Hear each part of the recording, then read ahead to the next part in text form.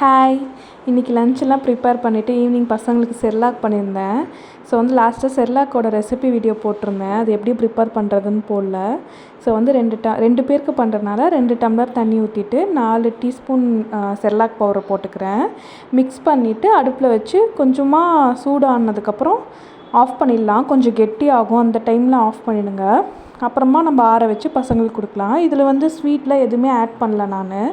So நான் இவங்களுக்கு sweets அவ்வளோ கொடுத்து பழகாதனால அவங்க சாப்பிட்டாங்க. மேபி உங்கள் பேபிஸ்க்கு ஸ்வீட் வேணும்னா டேட்ஸை பாலில் ஊற வச்சுட்டு மிக்சியில் போட்டு மிக்ஸ் பண்ணிவிட்டு நீங்கள் இது கூட ஆட் பண்ணிக்கோங்க. நல்லா டேஸ்ட்டாக இருக்கும்.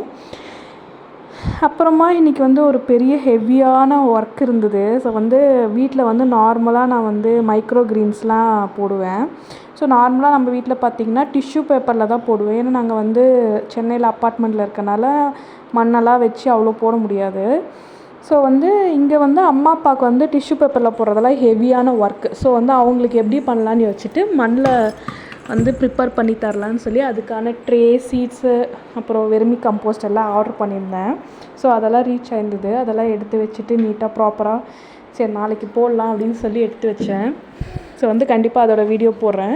மேக்ஸிமமாக பார்த்திங்கன்னா நீங்கள் க்ரீன்ஸ் சாப்பிடும் போது மைக்ரோ க்ரீன்ஸ் எடுத்துக்கிட்டிங்கன்னா 40 டைம் நியூட்ரிஷன் அதிகமாக இருக்கும் அதில்.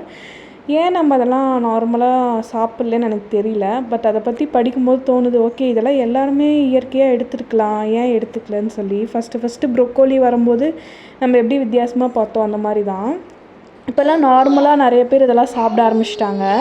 எப்படி வீட்டில் புதினா, கொத்தமல்லி போடுறோமோ அதே மாதிரி தான், சிம்பிள் ப்ராசஸ் தான். மேக்ஸிமம் இது சாயில்லெஸ்லேயே பண்ணலாம். ஸோ உங்களுக்கு அடுத்த வீடியோ நான் அதை பற்றி போடுறேன். உங்களுக்கு பிடிச்சிருந்தா பாருங்கள். ஓகே, பாய்.